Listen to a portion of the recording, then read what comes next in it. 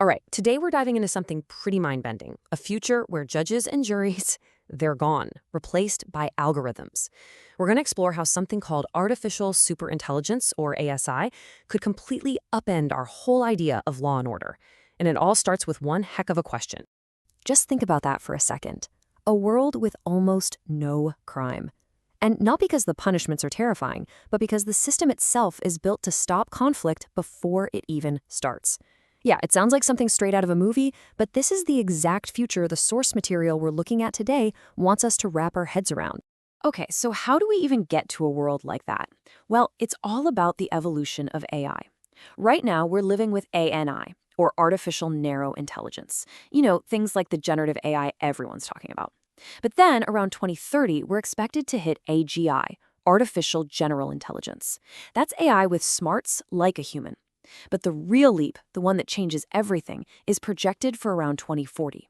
That's ASI, or artificial superintelligence. And that, my friends, is where our story really kicks off.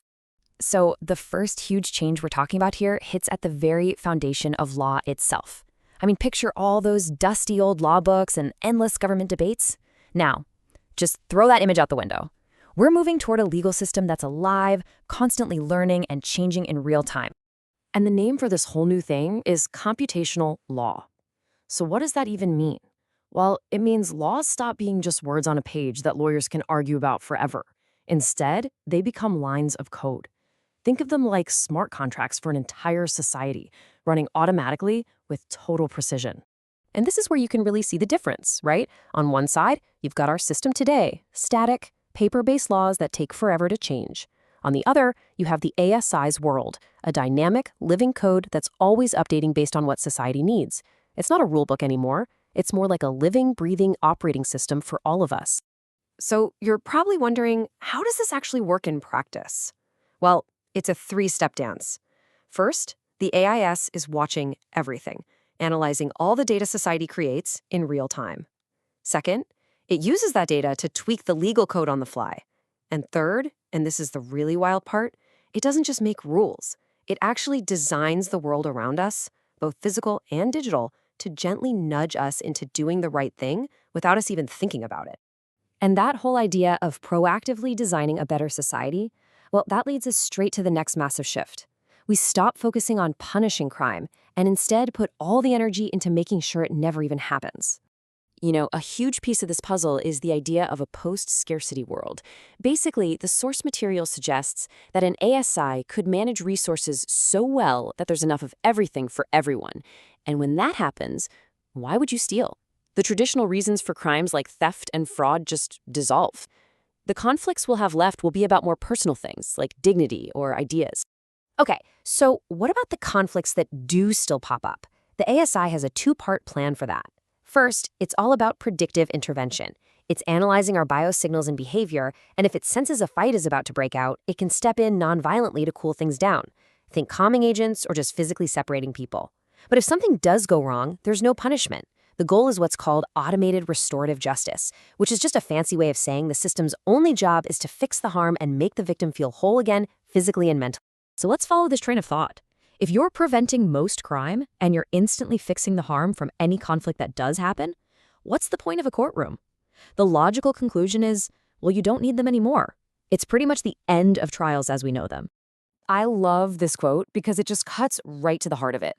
If an ASI has a perfect, unchangeable record of literally everything that happens, what is there to even argue about? The whole drama of lawyers fighting over evidence, it just becomes obsolete. There's no he said, she said. There is just the data. End of story. And this table just lays it all out so clearly. Look at this. We go from paper to code. From reacting after a crime to preventing it before it starts. The entire goal shifts from punishment to restoration. Even the people in charge change. It's no longer lawyers and judges, but the AI's algorithm and, crucially, an ethics board. Okay, so at this point, you have to be asking the big question, right? If this super smart AI is running the entire justice system perfectly, what's left for us humans to do?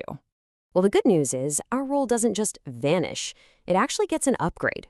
We stop being the ones down in the trenches, arguing the details. Instead, we become the ultimate ethical guardians of the entire system. We're not on the courtroom floor anymore. We're in the highest court of appeal, overseeing the machine. So what does this ethical high court actually do? Three main things. First, they handle the exceptions. Sometimes the most logical solution from the AI just doesn't feel right to us. That's when humans step in. Second, they interpret meaning. An AI can calculate the cost of a stolen item, for sure, but only a human can understand the sentimental value, the story behind it. And finally, and maybe most importantly, they're in charge of purpose correction, making sure the AI's goals are always aligned with what's best for humanity and our dignity. So what this all boils down to is a complete redefinition of what justice even is.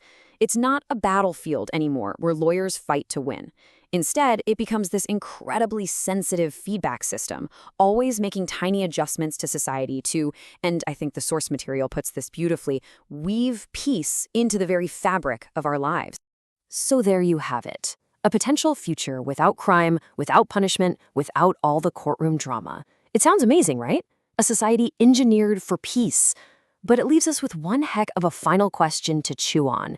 Is this perfectly logical, machine-run world a utopia we should be racing towards, or is it a kind of dystopia we should be really careful about?